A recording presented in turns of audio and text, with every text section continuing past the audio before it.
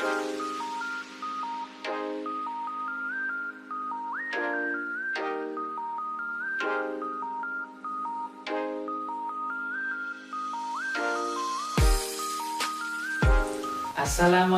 warahmatullahi wabarakatuh. Perkenalkan, nama saya Thorik Hasan Adikalan. Cukup dipanggil dengan nama Thorik. Saya mahasiswa FKIP Universitas Jember dari jurusan Pendidikan IPA. Nah, di sini saya akan membagikan materi tentang gangguan pada sistem pencernaan. Tapi sebelum itu, saya ingin bertanya terlebih dahulu. Pernahkah kalian mengalami hal seperti ini? Makan makanan yang pedas, kemudian esok harinya, perut mules, tiba-tiba pas BAB, bentuk sisa makanannya atau bentuk fesesnya encer. Atau pernah seperti ini? Menunda makan yang seharusnya 3 kali sehari, kita gabung menjadi 2 kali sehari. Menunda makan, tidak sarapan, kemudian digabung dengan siang hari. Pernah seperti itu? Kemudian bagaimana jika kita tidak makan selama 1 hari penuh? Apa yang terjadi dengan tubuh kita?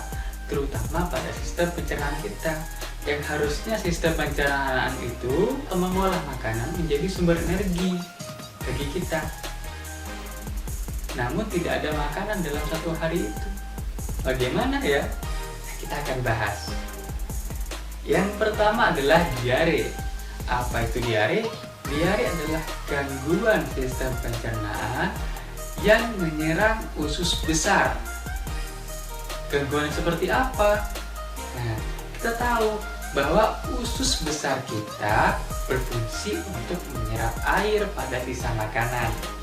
Gangguan pada usus besar ini menyebabkan penyerapan air tidak maksimal. Nah, sehingga sisa air pada sisa makanan yang harusnya diserap oleh usus besar itu tertinggal pada sisa makanan tadi. Itulah yang menyebabkan ketika kita BAB, bentuk feses kita bentuknya cair, bentuknya seperti air, ada yang sangat encer, ada yang agak kental sedikit. Itulah sisa-sisa air yang terbawa pada sisa makanan yang akan kita buang atau feses. Kemudian bagaimana bisa makanan pedas itu menyebabkan diare? Nah, ini catat ya, bahwa makanan pedas itu terutama cabai mengandung zat kapsaisin. Nah, zat inilah yang akan menginfeksi saluran usus besar, sehingga penyerapannya tidak bisa dilakukan dengan maksimal.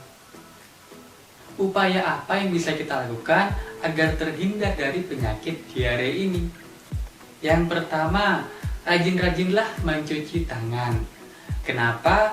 Karena kita tidak tahu di mana kuman berada. Jangan-jangan di buku yang kita pegang ada kuman.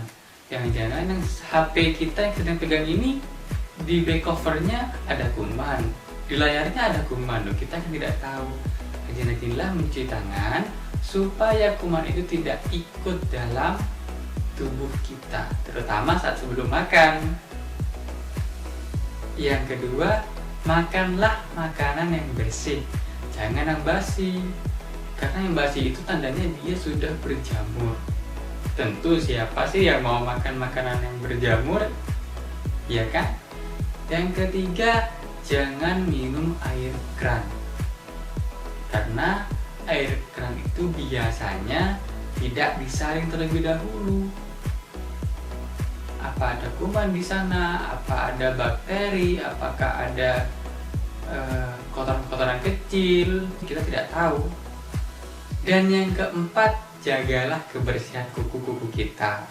Nah, jangan lupa untuk selalu memotong kuku kita, karena kuku, tepatnya di bawah kuku kita, adalah tempat yang paling bisa, paling sering, dan paling mudah didatangi oleh kotoran. Penyakit yang kedua yaitu sembelit. Berbeda dengan diare, penyakit ini justru malah penyerapan airnya lebih besar, sehingga sisa-sisa makanan itu kehabisan air, sangat kering. Nah, penyakit inilah yang membuat kita susah sekali buang air besar.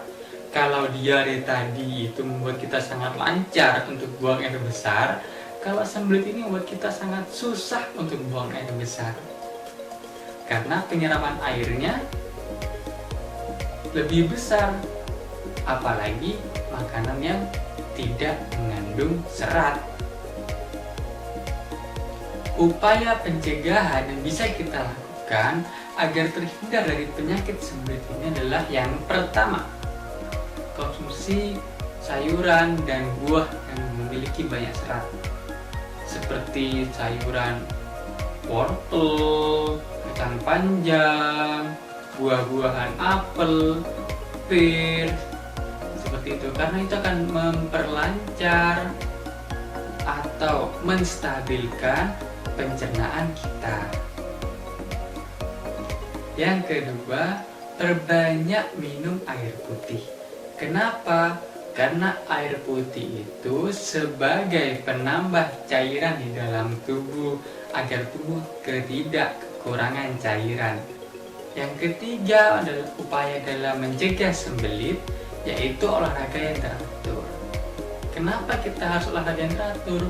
Untuk menghindari kita kurangnya aktivitas, sehingga pengolahan makan dan tubuh kita dapat terkonversi menjadi energi, tidak lemak. Penyakit yang ketiga yaitu penyakit MAH. Nah, ini akan menjawab pertanyaan nomor 3 tadi juga, yaitu bagaimana jika kita tidak makan selama 1 hari, atau kita sering-sering menunda-nunda makan kita. Penyakit MAH adalah penyakit yang berupa rasa perih pada lambung kita yang disebabkan oleh beberapa kondisi,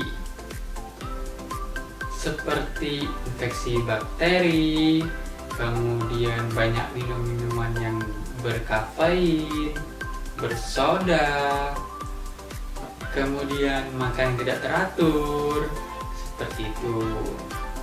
Bagaimana bisa? Kita akan bahas. Seperti yang telah kita ketahui, bahwa lambung itu dia memiliki zat kimia berupa HCl yang sifatnya sangat asam, yang mana zat kimia ini atau HCl ini berfungsi untuk menguraikan makanan menjadi ukuran yang lebih kecil secara kimiawi.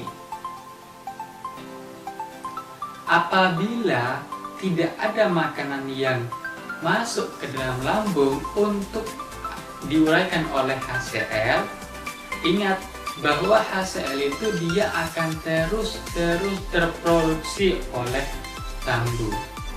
Ketika jumlah HCl dalam lambung itu semakin banyak, maka pH dalam lambung dia semakin asam.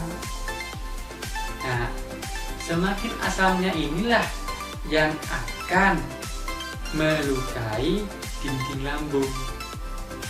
Ketika dinding lambung terlukai oleh asamnya HCl, itulah yang menyebabkan rasa perih pada lambung kita.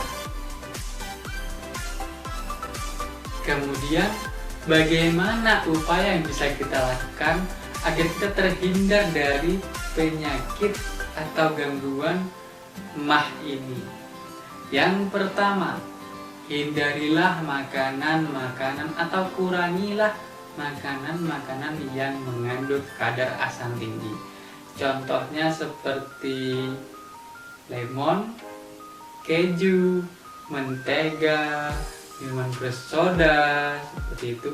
Kurangilah makanan tersebut. Mungkin memang terasa nikmat pada satu momen tertentu, namun jangan terlalu banyak supaya menghindari penyakit MAH ini. Yang kedua, makanlah dengan teratur. Jika terbiasa setiap hari 3 kali sehari, maka makanlah 3 kali sehari. Sarapan pagi, makan siang, dan makan malam.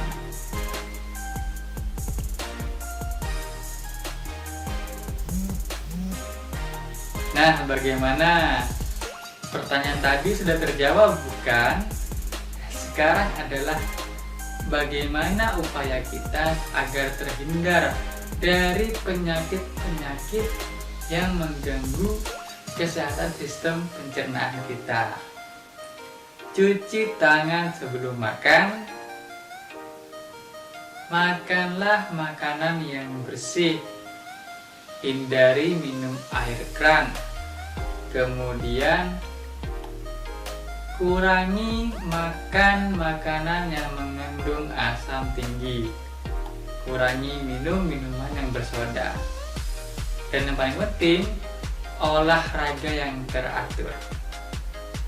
Oleh karenanya, menjaga kesehatan sistem pencernaan itu sangat penting. Karena satu saja penyakit yang mengganggu tubuh kita, salah satunya di sistem pencernaan tadi, tidak nyaman, bukan? Jangankan penyakit MAH, penyakit sembelit, diare, sehariawan saja sudah bikin kita nggak enak, ya kan? Saya Thorik, pamit undur diri. Assalamualaikum warahmatullahi wabarakatuh.